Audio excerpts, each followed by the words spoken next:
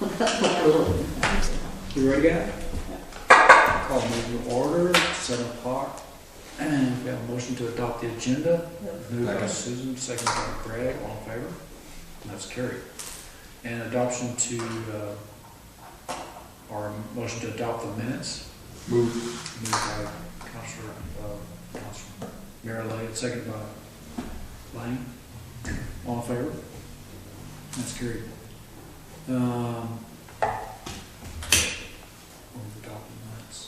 So, first item C is public and budget engagement time. And it's pretty quiet out there. So on this one, this is not for budget on this one. That's on the next month's budget.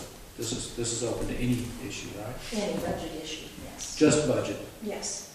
Well, budget and, yeah. No, but this one should be open to any. Yes. Yeah, it's open to anything. Okay. So this is a form that covers both this meeting and the second meeting. Okay. So I'll go right into business. E.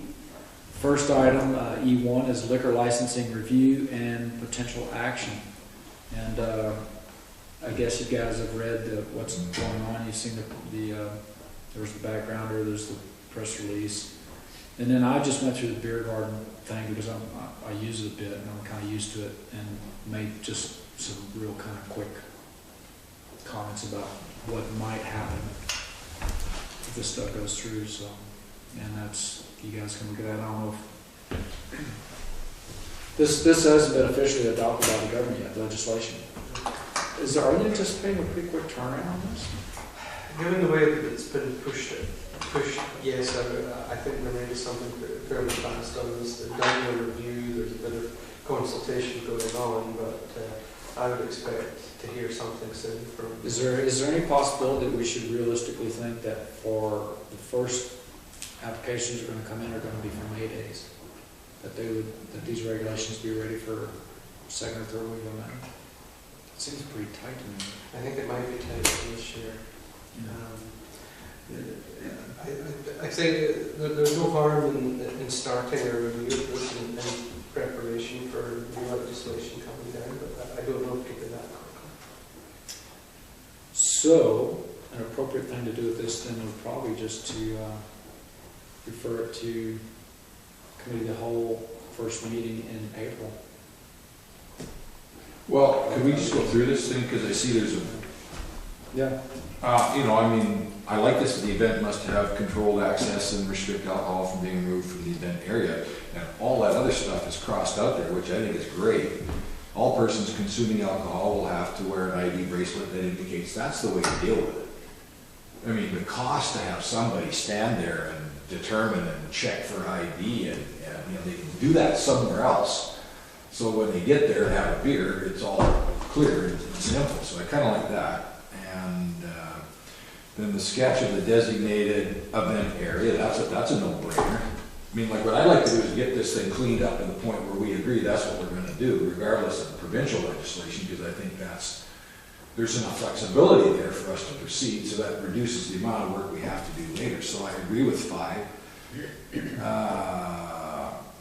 Now, so Neil, can you explain this? The need to clarify whether or not alcohol can be served in areas that do not have restricted access. What does that mean? I can give it to you. So at the Logger Sports, that public seating area, that's not contained, it's open. So in that situation, they may not be able to have people walking from the beer thing to go sit in the bleachers unless you fence that whole area. I haven't seen anybody in the bleachers drinking beer. Maybe I was just... No, everybody's in the contained area. At Logger Sports, anyway. I don't know what other... Well, that's what's changing. You don't have to have a beer garden anymore inside of it. If they wanted to fence there would still be a place where public would go in and out. It would just be controlled. It'd have to be a gate. And there'd be no checking IDs, no nothing going on at that point. Except somebody would be watching that no alcohol is getting carried out. That's the only thing, no alcohol can be carried out. And then you could have people sitting in the bleachers at Logger Sports having beer. Where would they'd have to be packing it personally in? No, they walk over to the beer garden where you sell your beer, and they buy beer, and they walk back to their seat. Yeah, I don't think they allowed that last year. They have never, this is new, Yeah. legislation, Greg, that's what this This is is all what about. they're proposing, Yeah. that it's gonna be more open. Oh, I see. As an example, at the Jazz Festival, because it's a confined area, Yeah. people will be able to buy beer, there won't be a beer garden anymore. People will be able to go buy beer and go walk around citing where they wanna go, but there needs to be controlled access to that, Mhm. yeah. Yeah, my only comment was I think I can see it working well for the Jazz Festival and not working well at all for the logger sports. I think having it in a confined area with somebody on the gate selling tickets, checking ID is not a bad system. So is it going to be an opt-in or opt-out clause here? Like, can you stick with the existing regulations or existing format? Well, that's where we're uncertain right now. Basically, the government said they're going to bring forward elements of the review in various stages. Some may happen quickly, some may take longer. There's no guarantees of what specifically will come Yeah, forward. well, let's leave that one until they do get more specific on it. I'm hoping there's some flexibility that, you know, it isn't one way or the other. Because, you know, suppose you had an event down in the park, you're gonna fence off the whole park? I can read from a section of the background. Basically, there's a quote here: opening up music festivals to whole site licensing over the beer garden model is a very positive move, said the executive director of Music BC. It will allow families to stay together at events, reduce costs for festival organisers. So the question is whether this is just going to be for music events, or is it going to go to other kinds of events as well with the same model? That's where there's uncertainty. Okay, now, 7 there, the sponsoring organization will monitor the entire event site to ensure no liquor is consumed by minors. Is that something they're gonna add to this, in your opinion?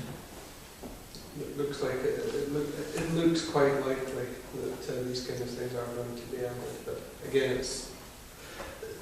a lot of these aspects are suggested in the review, but there's nothing. Again, we don't know what's been brought forward. Okay. Specific. Well, I guess my concern there would be if the sponsoring organization has to be the one that's monitoring it, and I mean, there are underage, I think it's going to be way less easier to control the way it's in the new model. So if underage kids are caught drinking, what's going to be the implication for the sponsoring organization that's trying to make money?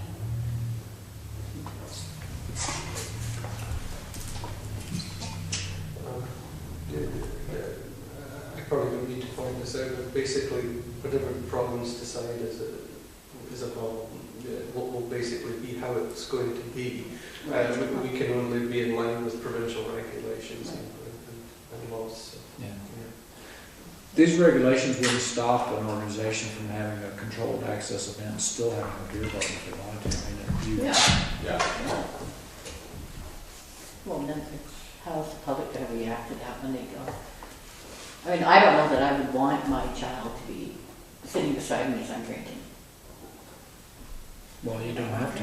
I don't know. Yeah, that would be up No, to yeah, you to exactly. choose. No, I know that, but But look what they've done now with farmers markets, where you can, they can sell, you know, beer and wine and hopefully mead, if we ever get our meeting. Well, they're not doing that yet. That's one of the things under the Yeah. regulations that But they they would like to said you see. can only drink it at the booth where they're selling it, so I'm Well, under wondering. the new regulations, if it expands to other events, which I'm pretty sure it's going to, if they controlled access to the whole site, in other words, if you fenced the whole, as an example, Yeah. I'm not saying you'd do this, but just as an example, you fenced Front Street Park down there and had controlled access to the back, big wide, 10-foot wide gate in front of people. Yeah. Then people could walk around in the farmer's market with their beer. They'd have to be ID'd somehow. They haven't mentioned anything in the regulations about how to identify whether people are drinking age or not. But for a long time, they've been making it so there's, and you have to, that's one of the reasons I think in the old model that we've always been using, where you buy your tickets in advance. You can't purchase tickets until you've got Yeah. your ID, and then Yeah. and somebody presents tickets that doesn't have a, they don't get served, you know. Oh boy, stay tuned. Yeah. I'm just wondering, I seem to recall that I wasn't on council in 2004, but I seem to remember amending the beer garden, or the beer garden bylaw. Well, yeah, so this is a 2004 bylaw, unless it was just, I think the thing amended was mainly the number of events that a organization could have in one year. right, so And I but saw that it would have in- meant the whole, that would have meant the whole bylaw would have a new number for the new year, and I thought this was almost up to date when we had it. well, like I said, I wasn't on council in inside and 2004, and I remember going I'll through, look again. Okay. We actually have two separate beer so, liquor but it licenses. was early on, so it was probably I think this 5, is, 6. I think this is it, because the original only allowed, pretty sure the original only allowed 3, and this allows 6 functions per organization. No, So we it's changed just it. a number, Yeah, I think we changed it to 3. I think we did. Yeah, changed it to 3. yeah, Yes. because certain organizations were kind of having a monopoly or something. Well, So we we had, changed- there was, each organization was allowed to have 3, and the maximum number for the whole community was 6. And then I think it's, and I might be, we'll have to get, check this out, but I think what we did is we upped it to where each organization could do 6, and the total number for the whole community was 10. But it still would Yeah, right. date after this one. I don't- Well, Because unless, you change the bylaw, it totally changes the number and the year, you don't think this is the updated one? and, no, because I wasn't on council in 2004. Oh, and you're saying you're on council when it was changed? Yes, Oh. Now I'm getting it. A little slow off mark. I'll take another. Okay. Okay. Unfortunately, I'm getting the mark record files at times. Yeah, because didn't we also start include liability insurance somewhere? I think so. Yeah. It's- I think you're probably right, Susan, it does some lacking. So anyway, so I guess I'll make a recommendation to just refer this to the committee of the whole in April. And then we'll know if there's a different bylaw or not. And we just kind of keep doing that until the province, because I don't think we ought to really put too much work into the provincial legislation's done, because we don't know exactly what they're going to do. Moved by Councilor Good, second by Councilor Leithwood. All in favor? Opposed? And that's carried. So item 2 under E business, animal attractants bylaw. And there's no recommendation on this. The committee could just receive, or if someone has a comment on this. Councilor, Marilyn? Well, yeah, I mean, I think we should do this, but I don't know, we need a staff report ahead of time. I don't know, is there anything in the Wildlife Act that prevents us from doing this? That's the only question I would have. No, this is, the background to this is that I was approached a number of weeks ago by the conservation officer and Gillian Sanders to discuss this matter. There is an active concern, particularly in Upper Kaslo, with respect to the growth of the local deer population, cougar kills, and members of the public actively feeding the deer. They are keen to see us put this in our bylaw,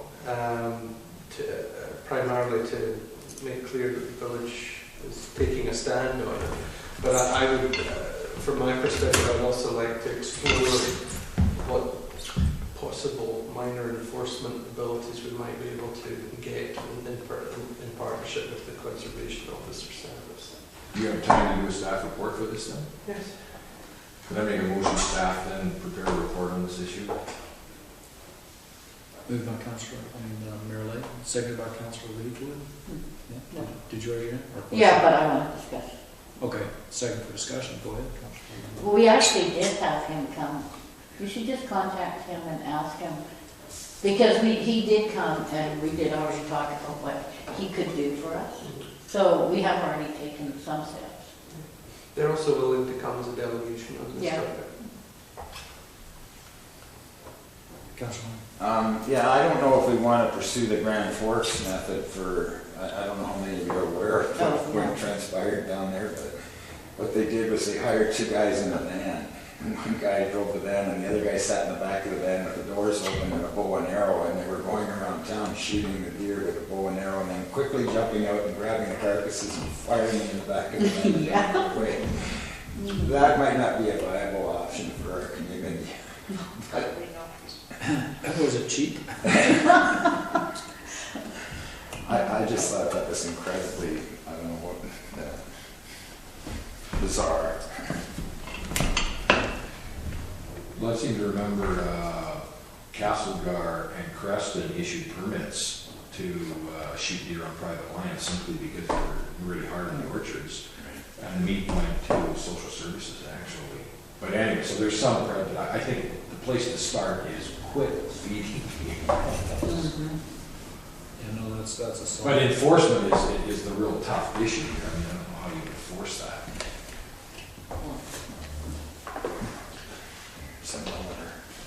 Well, you can, but, you know, I mean, you gotta actually physically catch them doing it. I mean, the guy can have a feeding station out there, so what? I can think of half a dozen of them actually, but if you're just throwing stuff out there, I mean, anyway, I think it's worth a report, I think it's worth doing, just to start the process of trying to get some control over, you know, what's going to become a bigger and bigger problem. So it's been moved and seconded, and we voted on it, correct? It's carried? I think you voted. Okay, we'll call a question, all in favor? Opposed? And that's carried.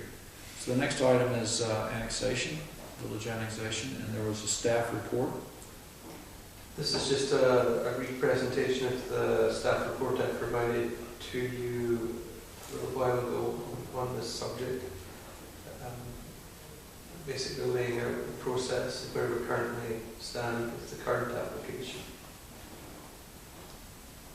So basically, it's a review of information you guys have had before, so you've got to see it again.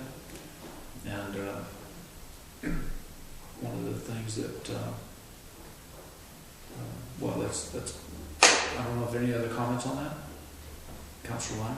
Yeah, I just, the last time this subject came up, we were talking about the road between my property and the airport, and I did have an informal discussion with Brian McMillan from YRB, and he said that their situation is really straightforward. They have what they call roads inventory, and they are under contract to maintain the roads on that inventory. If that road was to be removed from the inventory, then they would have no obligation to plow it. So 2 things. A, you could possibly, if acquiring that road made sense, then you could possibly approach Bruce Lintodd about keeping it in the inventory, because there are people from the regional district living, you know, adjacent to that road. That would be one option. The second option would be to simply hire YRB to continue to plow that section of road during the course of the winter. And by my estimation, if they had to do it every Sunday, I mean, I'm assuming our own forces could handle it on Tuesday, Friday, but if they had to do it every Sunday, you're still only looking at $1,000, and that's if they had to go every single Sunday to do it. So, I don't see it as a huge impediment to acquiring that road, you know, in terms of the maintenance issue. I guess that's my only comment on that. Well, it's just that, you know, we do generate revenue for the airport. I don't know where it goes. That's the problem. I mean, there's $800 a year in lease payments, a little bit north of 800. Where does that money go? Oh, is it general revenue? Yeah, it would either be general revenue or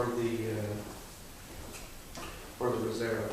I need to check. I suspect it's general revenue. Okay, well, I mean, there is revenue there to cover that cost.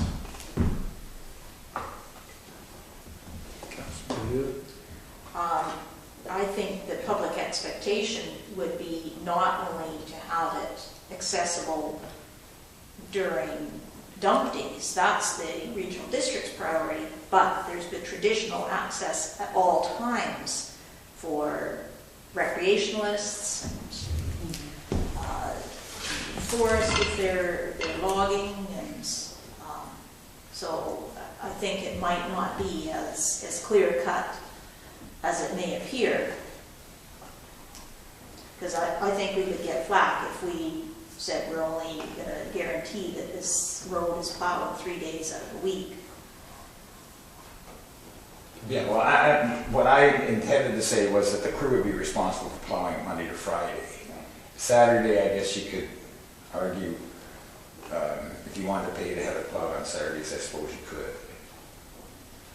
I guess, I don't know how the operations work with the helicopter access up there for the ski resort guys too. I don't know what days they're change on. It's Saturday, Sundays. That's Sunday. Because they're doing the changeover when they're plowed.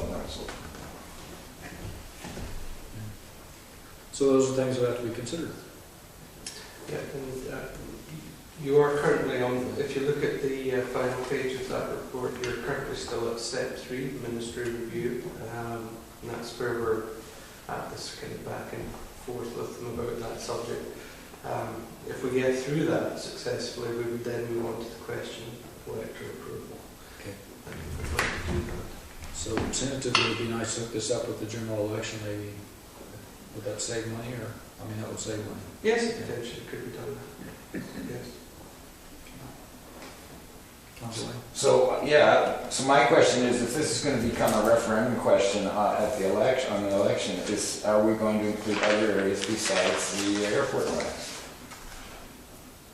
Well, I'll let see. Well, if you were going to direct me to look into that, we'd need to spend some time and resources on that quite soon, because the ministry would have to review an amended application. We're kind of running out of time to go that route if you wanted it timed for the election. It's a pretty lengthy process, so to get up to speed on those other areas might be challenging, but doing some kind of poll thing, I think that doing something where we can ask the residents what their feelings is on that versus where we're so far into the Kaslo Airport property that we've kind of committed a lot of the hoop jumping that needs to be done, and I thought the timelines would be pretty tight to try to get those others ready for a referendum. And the ministry are open to discussing modifications to the application and what's involved, but the council would need to be prepared for perhaps some additional cost and quite a bit of staff time to get that put together. Yeah. Discussion, Marilyn? Well, I think we run into the same road issue for any other annexations. I mean, we're gonna have to take over those roads. Allen subdivision comes to mind, when we right now take care of that. But it's kind of interesting, That they would- plow our route and up into that area there. It wouldn't be the case with the highway, because that's highways. So if we annex there, they would maintain, we would have no additional power to annex at the highway properties. Side roads. Well, I was just thinking the highway. Yeah. The back, yeah, you'd have to. So currently, the YRB only plows from L Avenue out to the bus turnaround? And the village does from L Avenue down to the Jay, you mean? J? Yeah, J. No, they plow the whole kit and caboodle. Why They go by my place at all hours of the day and night. I'm going up the back road. Because I see the village truck, that's their loop, they come off and come down J and then come back to. Yeah, well, that's mainly because it's a lot easier to plow the hail going one direction than the other, depending on the snow conditions. But no, they plow, they don't lift their blade just because they're in town. So it's a good system the way it is right now. So what's council's wish on this? Personally, I would like to see some effort spent on looking at expanding our boundary south along the highway. But that's my opinion. If the rest of the council doesn't share my enthusiasm, I'm quite willing to let it drop. Councilor Hill? I think we'd have to look at the budget implications. Knowing, without doing a whole bunch of work, could you come up with a ballpark of what the costs could potentially be to? Well, look, it comes to staff time really more than anything else. If I don't have the time, then you need to get a consultant to do it. If I have the time, more can be done in-house. Things are quite, there's a lot going on right now, but I could certainly, if you want me to have a discussion with the province about something like this, I could certainly talk to them about timelines if we had something. Marilyn? So do we go as far as Mirror Lake? Do we go as far as Pine Ridge subdivision? Do we take in the properties? I mean, that's what that property owner's waiting for. He wants to know, whether that would come into the village for water, and I guess, that's my understanding. That's always been kind of the struggle in the past, is that it's how far over towards the back road do you go? So, I mean, when you say you want to bring in the area south of town, I'd like to see, well, what is the area that we're talking about here? Because fortunately, if I understand it, those property owners would be responsible for the cost of water. That they have to pay for it themselves. It's not the village that pays for that stuff. In terms of revenues for the village, yeah, they're businesses. And I guess that gets down to the taxation question. In the regional district, there's a slight difference there. There's no reason why we couldn't adjust that to be similar to what would be in the regional district, but there's a lot of questions there. So what's council's sense on how big that annexation would be? Would it go as far as Pine Ridge, I guess? Councilor Lang? Well, my thought was you wouldn't go to Pine Ridge because they already had their own water system, so you'd stop at Schomburg Shop. That would be pretty much the end of it right there. So you just run down one side of the highway, go tunnel under the highway, come back the other side, and you're done. But again, Bear Lake's correct, it would be a cost borne by the residents, not by the village. Yeah, and I assume what you're talking about is a corridor. It's not going up the mountain or No. down the lake or anything. It's just a corridor, maybe one block out on each side kind of thing? Yeah, well, I'm sure Dale Hunter would love to see some water available to his properties. And his property do extend from the highway to the lake. But I don't know about those people who live down that little road there that, before you get to Schomburg Shop, there's a couple of 3 homes down in there, I'm not sure. 6 road, Yeah. So I'm not sure about that. I guess what we got, so basically what we're doing, we're opening up a huge issue for staff, because one of the considerations around, do we have water, can we take on a bunch of properties like that, do we have capacity in our water system, and it goes, it's quite I see it as a pretty daunting task. My observation would be that to try to do 2 annexations basically at the same time, the airport and the highway strip, is unrealistic. And that, either we resolve the airport annexation first, get our feet on the ground and figure out and get that settled, or we consider abandoning that and shifting to the highway if that is really viewed as the bigger priority and for the immediate future. But I think trying to take both of them on, I think my personal opinions, I think it'd be a mistake for us to do that. Yeah, Councilor. I agree. I mean, I think that sometimes we get ahead of ourselves and kind of jump into things, and I mean, it's taken quite a while to do this, to work through this annexation. Plus, as we've already identified our priorities this year, so I think maybe we need to just stick with trying to get our priorities finished before we take on anything else.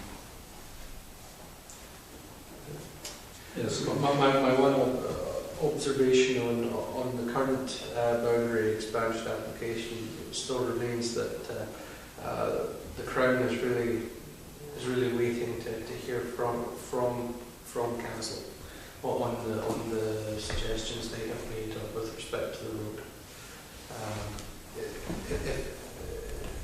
It's somewhat of a negotiation, this process with the Crown, so you perhaps going to have that discussion again. Are we ready? Are we anywhere near making a decision on that thing? Yeah. That was tied into the regional district, wasn't it? road Well, plowing and all that kind of well, stuff. as we've said, as has been discussed in other meetings, the Crown isn't particularly interested in questions of who's maintaining the road at what cost. They just want to have an indication that the village is interested in taking jurisdictional responsibility for that road. But we're just talking about the small piece to the property line. And Right. that's, I think Yeah. that's relatively insignificant, but it kind of goes back to the question I have about annexing a piece of property into the municipal limits that has users beyond that boundary that have no legal access to the property, and did the prospect make a comment on that? Oh, certainly if you do certain things to that property, in terms of new roads and so on, and you're responsible for it. Other aspects of development become possible, particularly if you have a gazetted road running through municipal property where there isn't currently one. There's not going to be much change if the village takes responsibility for that small portion of road leading up to the property, because they can't widen the road for us or anything to improve the road allowance situation. So lots of, the possibilities for water and sewer aren't going to be dramatically increased. There need to be some negotiations and so on with private property owners. So it's more the question of what you do on the airport property. Yeah, and that's what I'm asking. The ministry's not making any comments about No, this. they won't comment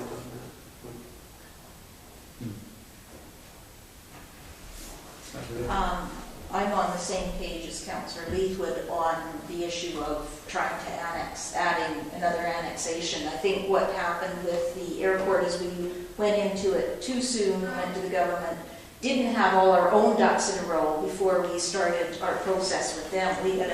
I think, I don't disagree with the idea of the annexation, but I think we need to be very clear what our responsibilities would be and what the implications would be, and thoroughly investigate them before we actually go to the province. So we understand it, so we can talk knowledgeably when we don't end up in the same place we are with the airport one, because there are things that have come up that we're not able to come to a consensus on here and move forward. And they probably wouldn't accept another application at this point. I wouldn't, because we don't know what we're doing at this point. So I heard the CAO looking for some direction from council on, and the question is around the taking on responsibility for the short section of road to the. Yeah, that really is it's a significant part of the ministry's review. This is our original application to the ministry was not satisfactory. At least that we came to understand it's not been satisfactory, and that they discourage satellite boundary expansions. Basically, boundaries that do an annexation that doesn't have a physical link to the village limit.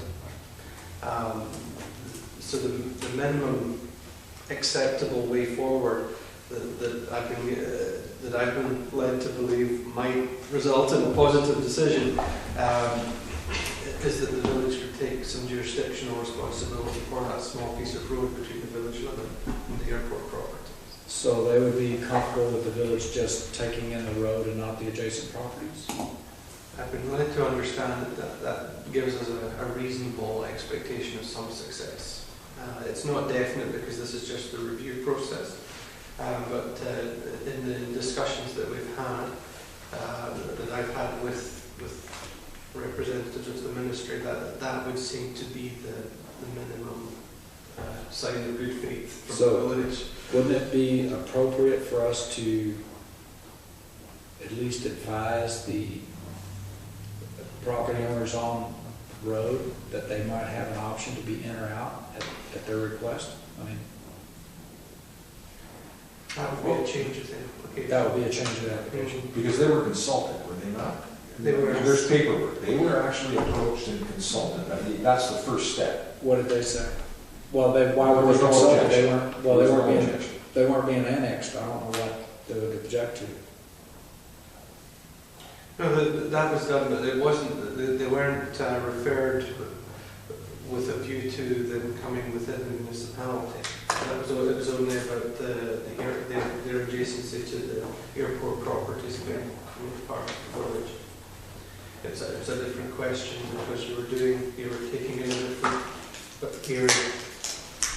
So they didn't object to our municipality on both sides. So they haven't been asked yet what they think about the idea of themselves actually being part of a boundary Okay. section.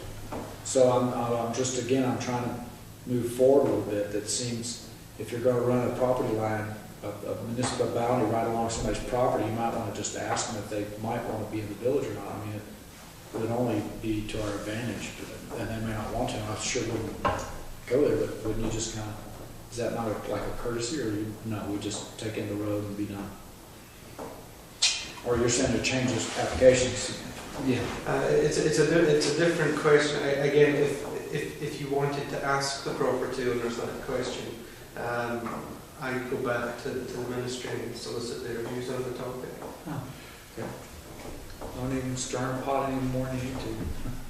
Well, yeah, and the problem is that there are two properties, and then there's crown land between them. They're little isolated things that got sold off on a rather large lot. The Jacobs property is one contiguous lot. That's very easy to deal with. The other two property owners have a little chunk that they cut off, one of the boundaries being the road, but the majority of the distance along that road is crown land. So then, I don't know how that, it would be interesting, but I think that Barry did a good job when he went out there, and I don't know whether he personally talked to them or he phoned them or something, but he did get their reaction to the fact that the village wanted to take the airport.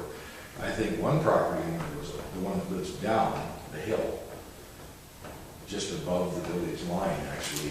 There are small aspects of this to that you didn't cover. What's that? The CO's suggesting that maybe some of what we need to discuss here would be better discussed in camera. Oh, okay. Well, It's just if you're discussing specific property. yeah, all I'm saying is that we went through this process, we hired somebody, paid him, I don't know, $8,000, $9,000 to do that. He brought it up to the stage where the only decision that was required in his mind was the road. And that's where it reached with the ministry. It got to the point where, and then at UBCM, discussions were held concerning this, and that was the issue that emerged, was the village taking on 400 meters of road. And if that was satisfactorily resolved, then the annexation would move to the next step. And that is essentially the message that informally we've been provided by government staff. However, if you're looking at any kind of modification of that original proposal, you have to kind of go back a step or two and start again. Not completely start again, but you have to modify your approach. At this point, for timelines for November this year, with the current proposal, there's not really a great deal to do. If you're going to add aspects to it, there could be a great deal to do. That would require some discussion with the Crown. So annexing the road was part of the original proposal? No, it wasn't. But That's the Crown's suggestion. At this point, okay. Yeah, The Crown's suggestion. that's the Crown's suggestion to me. So I'm gonna make a recommendation to you guys that we request that council accept the recommendation from the province on taking responsibility of the section of road to the property owner. Is that Second. Moved by Councilor Lane, Second. second by Councilor Mary Lay. Discussion. Call a question. All in favor? Opposed? That's carried.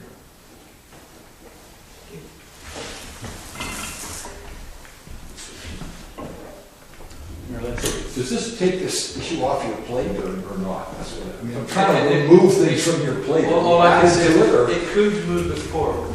Okay, all right, good, all right, stay tuned. Yeah. There's a reason you haven't received a formal ministry review, and this goes the role, Jen.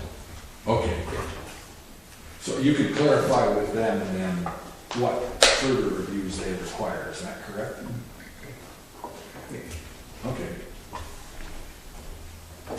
Okay, we're going on to item 4, BCRN membership. The British Columbia Rural Network is, Summit's going to have a conference here. Huh? Oh, they're done? Oh, That's next. God, I felt like we talked about airport so much we're done. Okay. So it's the aerodrome, and we have there was a, council is moving towards facilitating a workshop, or workshop, what do we call it? Open house. Open house on airport and air, we probably should call it airstrip because it's not air, or an aerodrome would be better, on the aerodrome and the adjacent lands. And you have the report, and we've been given key resolutions that kind of sum up down at the bottom. And I think the key areas for the public, all this kind of sums up fairly well down at the bottom. Number 1 is support for certification in the long term, with an explanation of what would be involved in order to support this. So some of these questions are going to be kind of complex, I think, for the community to answer. What's council want to do? You just want to dive into the survey questions, or you want to discuss the broader issue, or basically there's no recommendations? Councilor Lang. Okay, well, I just want to make sure everybody's clear on what this open house is going to look like. And basically, my vision of it is that, we're sponsoring it, we're covering the costs, which are very minimal. There'll be some printing costs and some coffee and donuts and a hall rental, I guess. And there'll be representatives from council there, basically explaining, provide an explanation for the list of recommendations that we've moved over the past year, which is outlined in this list here.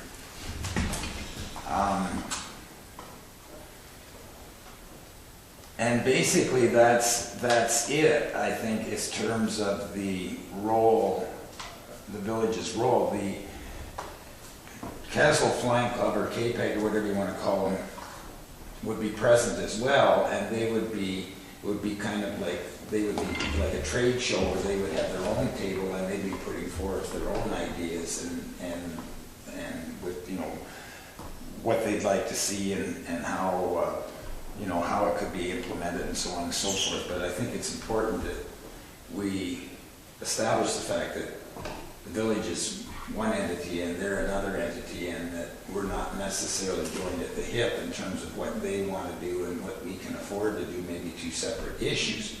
So I think it's important to maintain that distinction at the open house. So to me, that's number 1, is that we're all on the same page in that regard.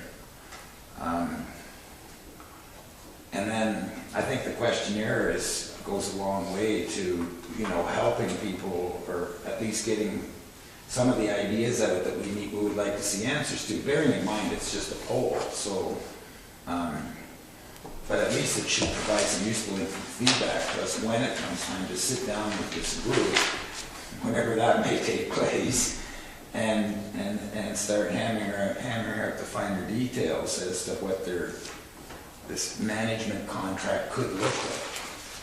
So, are we kind of all on the same page with this? Like, I'm certainly willing to volunteer my time to be there. I think the suggested time was 11 till 5 or something of that nature. What was the date? March the 29th. 29th. March 29th, 11 till 5. And is that a Saturday or what? That is a Saturday Oh. afternoon. Does the CEO have a comment? The draft questions you got in front of you after my meeting with Councillor Lang yesterday, I put some together and added a few extra ones as well. The idea here would be that you've got just under a month before the open house. If this were to be put online and circulated well, essentially this week, and allowed to run until about April 5th after the open house, so that you're leading up, you have the presentations and the discussion with those interested in the public, and then you give it another few days for other people to complete the survey. We will hopefully have a reasonable sample of responses from a cross-section of the community and beyond who are interested in the aerodrome and aerodrome lands. No guarantees that we'll have a big response, but Survey Monkey doesn't cost too much if you just do the 10 questions. I'm certainly open to any changes you'd like to suggest. Councillor I don't Leafield? necessarily have a problem with the questions, but we're not providing any information for people to answer these questions. I mean, for instance, with the question about the first one, whether, would you like to see the aerodrome operated by the third property? I mean, there's a lot of people that don't understand, why we only have an aerodrome, why we operate it the way we do. And same with the last question, are you satisfied with the current level of operation? Well, people need to know what that is and why that's what it is. Like, we're a non-certified airport, so one of the problems I really see with the airport is that we really have to give the public the correct information. Because there's a lot of rumors floating around out there, there's a lot of implications as to the fact that the village, some of the council don't support the airport, and therefore they don't support economic development. So whatever we do with either the open house or the questionnaire, we really need to give the public the correct information so that they can answer questions like that correctly. Well, Marilyn? would there, could, for each one of these, or for the relevant questions, then the village have a policy or a response? Well, I don't necessarily think, sorry, you need I a thought this response. was more to get some input. What don't you know? Okay, we'll get back to you with an answer. Well, are you satisfied with current operation of the airport? Well, if you don't know what that is, then how can you answer that question? Well, it says right there, don't know. So that allows us to zero in on what people don't know. No, I mean, this doesn't, I don't know what decisions would come out of this. I'd be interested in how many people don't know. And I would hope if they don't know, they'll check that box off. There may be some people who do know. Well, why would you ask it? Like, we have the information, so why would we not give the public the information we have? So this is how we operate our airport. It's a Okay. seasonal aerodrome. It's not a certified airport. We don't plow it in the winter, those kind of things. So people need to have information before they can correctly answer questions. That's the way I do things.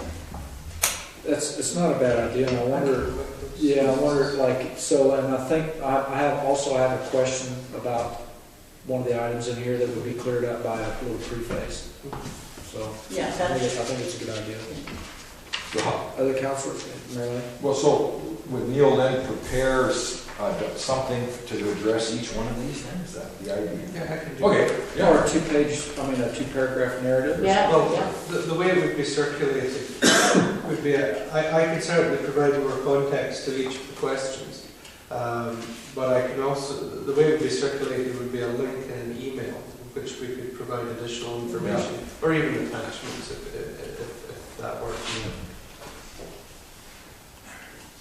Councilor? Getting back to this list of recommendations that we've already passed, I think that goes a long way to explaining to the public where we're at with the airport at this point in time. I think it really clearly spells out where we're at. And I think that should be a display at the open house, like it should be printed out on a large piece of paper, and the following recommendations have been adopted by council, da, da, da, da, da, and that at least tells people where we're at this point in time. You Yeah, know? but that's not what the survey is being circulated before the open house. Right, so that's where, you know, people need that information. It'd be nice if more than people that just went to the Well, survey. that's why I would hope that we get Yeah. a fair amount of online response as well, Yeah. for sure. Well, I think the CAO can make a bit of an information explanation, so as we can go around the table, everybody can indicate for your part, and then the CAO, I'm sure, will fill in his questions also. If there's, Councilor Lethal really wanted some clarification on what the operations are up there,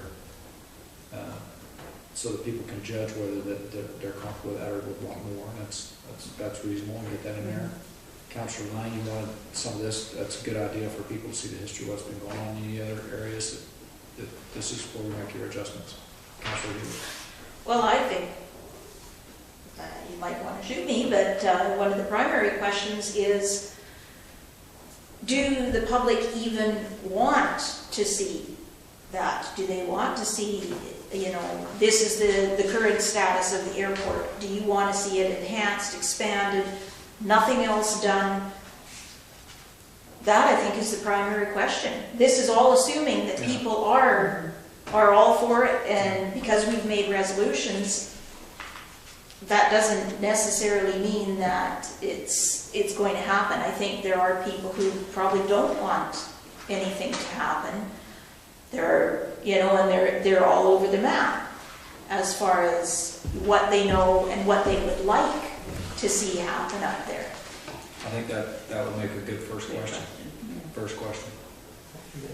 No, I think question 6 really addresses that issue in a lot of ways, and and I like the fact that there's 2 columns there. Should the aerodrome be developed to support the following activities? And then, yes, at any cost to the taxpayer, or maybe if the exposure is limited, you know. I mean, that's really what it's all about, isn't it? Well, question 6 was the question I had a great deal of difficulty with, because I don't know anybody in this community is going to check no to medical evacuation. Everybody's going to want that, but I don't think anybody's going to understand the implications of that. The implications are they need to know that it has to be a certified airstrip before you do it. No, absolutely not. Absolutely does. Rotary wing? For rotary wing, we'll never. Well, you don't need to, if you're going to do rotary wing, you don't need to land it up there. You can land it down here close to the hospital. That's not. Why would you land up there and go up that treacherous road in an ambulance in the wintertime, especially? Well, we have no land currently in the downtown core that would be suitable for helicopters to land in. I'm aware. Well, not in the down. What about the SO? Did somebody land out? Well, that's private property. But I think that's for emergency They evacuation. can go wherever they need to. Yeah. Right, well, but still, the point being, I mean, we have talked about having a proper helipad up there, and more than just for medical evacuations, it's for wildfire and search and rescue and all the rest of it. And what they currently do is land beside the hangars, and then they set off the alarms, and if there's planes parked on the apron, the planes get buffeted by the wind and everything. It's not really a great situation, but. And I think, you know, I think the EVA report, which copies of should be made available at the open house, goes on to addressing some of the safety issues. Well, I'll just finish on the medical evacuation. Even a rotary wing aircraft up there, you have to keep that site serviced throughout the winter. And how many times have we had rotary wing evacuations out here in the last 5 years? We had one last year. One?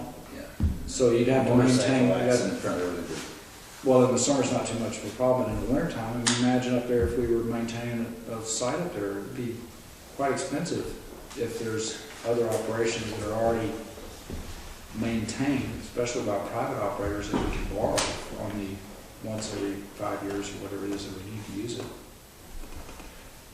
It's gonna be very expensive to mount a medical evacuation site up there.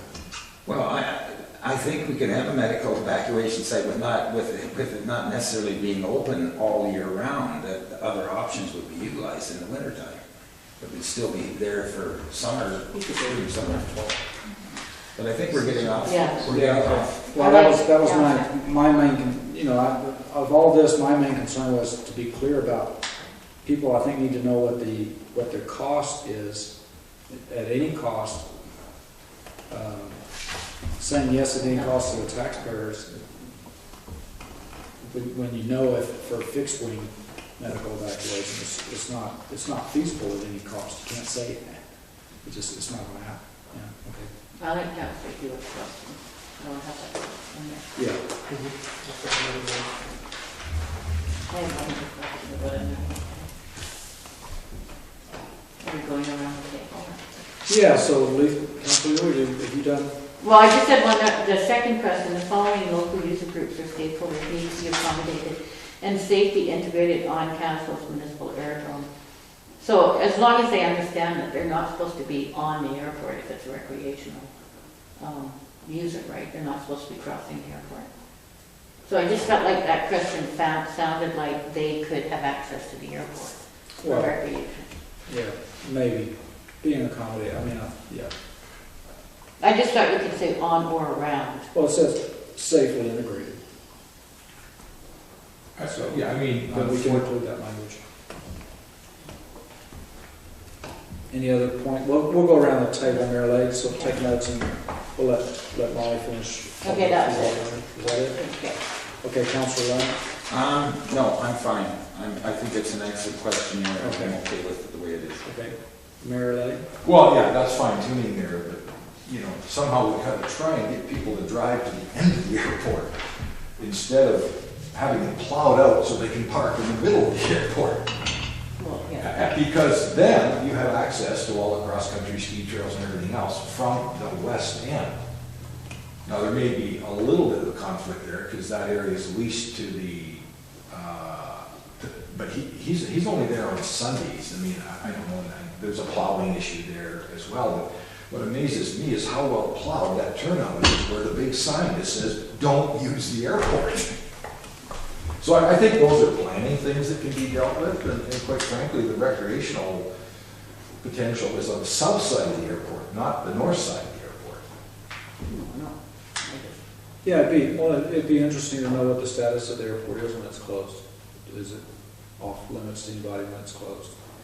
It's essentially, well, of course, we can't, you protect your risk signage, which of course is part of the, no one is supposed to be crossing backwards and forwards, but numerous people do in the community. We have no capacity to enforce that, hence why the aviation community are really keen on having a allowing fence, or minimum offence around there, the hangars, to at least give them some security around there.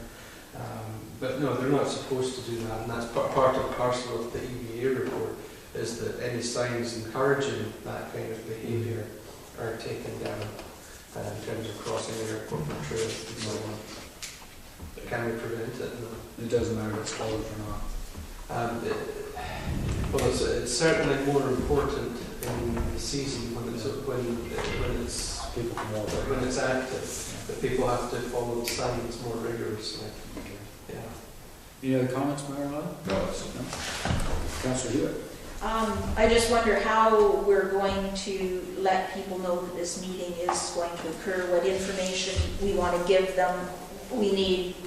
Basically we need a hook to be able to get people to the meeting. Otherwise, if we have just the few predictable people there that, you know, have vested interests and not members of the public, I think we need to try and get that message out, because we need people from all segments of the population, you know, and even if it may, you know, get answers that aren't desired by some quarters, we need an accurate representation of the populace.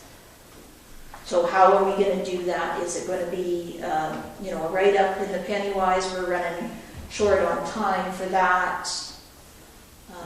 You know, little posters on that size of paper saying, you know, meeting to do with the airport. I think we need to have a plan besides, you know, once we've gotten them at the meeting, how do we get them? So, rhetorical question, I'll jump in and answer real quick. I was going to suggest that on the The 11th, the 18th, and the 25th are penny-wise publication dates. That would be for 3 weeks if we can afford a bit of a budget, and maybe just do a reader ad and do a small display ad, something like Village of Caswell Council is considering aerodrome land development and is asking for community input. And that's something like that. Really quick to get in next week's Pennywise. Yeah, There's, it has been, but yeah, well, just a reader ad would be possible by, yeah, yeah, by Thursday for a reader, but I think display ad would be Wednesday. display ad. So you can make it for the 7th, the 18th, and the 25th for display ad, and 11th for reader ads, and you can run reader ads for 3 weeks. It's the cheap rate. They get you 3. Then can we blow up that reader ad and put it up at the notice boards and Some all the posters. cafes and Yeah. the hotels, and, I mean, that's no big, I mean, I'd be glad to do that. You need something from us officially, that's probably. No, I think so.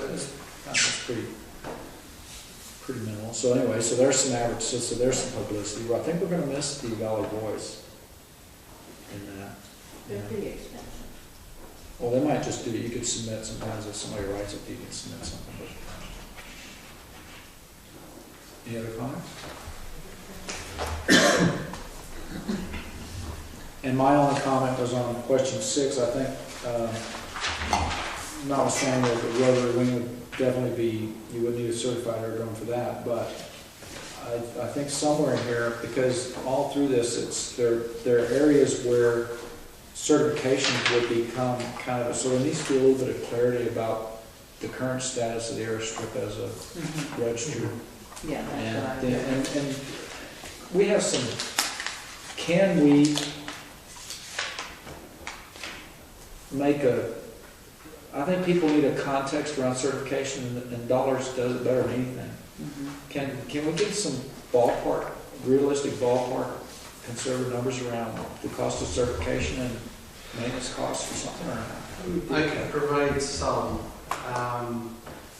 however, that will invite Debate. factional hyperbole, shall we say. Yeah, well, I don't think anybody, I mean, there was a recommendation from the Nelson Airport not to get certified because they're not certified because of the cost. The Yeah. costs are prohibitive. So somehow we need to communicate to people what the implications are, because a lot of people don't know what the implications are of being a certified Yeah, airstrip. I really, based on all the work involved up there for the last 10 years, certification is not an option at this point in time. It's just way too expensive. I mean, have we ever talked about or made a resolution that we want to certify the airport? I don't think so. No. So to me, I don't even think certification is an issue. It will not be certified. You know, Isn't that one of the recommendations from the committee, though? I don't think so, They were no. moving towards a certified airport. No, they never made that at all. The Certification is, now you're talking Transport Canada, you're talking hundreds of thousands of dollars worth of fencing. I mean, it's just incredible what's involved. But it remains an uncertified,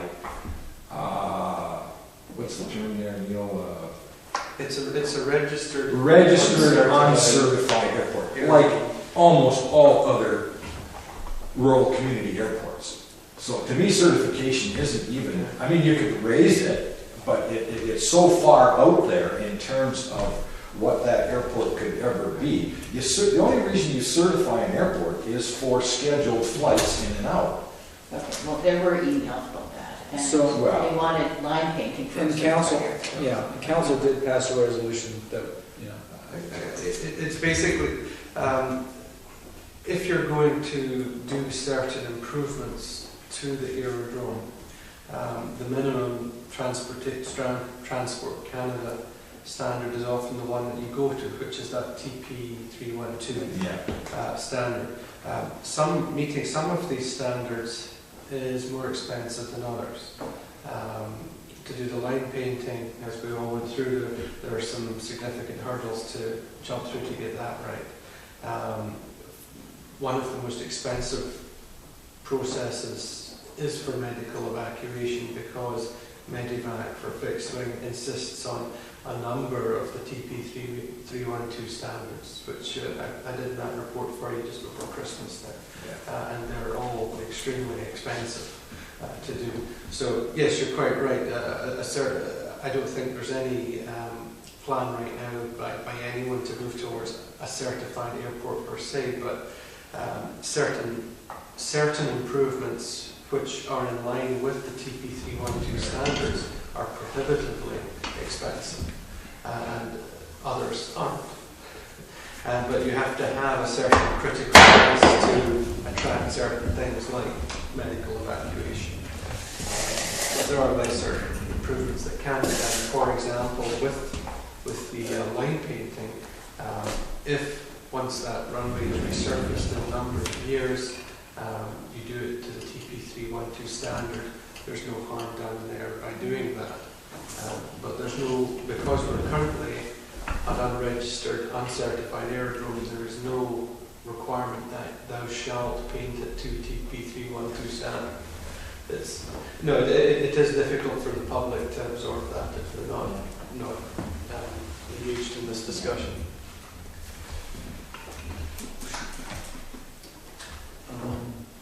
Was there any other topics we discussed? Or any other input on the forms? I think that's it. Okay. So staff has some direction from us on that. That's good. And I think that's about it, folks. Oh, the BCRN membership, I'm sorry. So I'll move that we purchase a membership for the BCRN. Second by Mary Lane. Discussion? Recommendation to council that we purchase membership? Yeah. Okay. Call a question, all in favor? Opposed? That's carried. Unanimously. I'll move to adjourn. Motion adjourned. Public questions. Adjourned.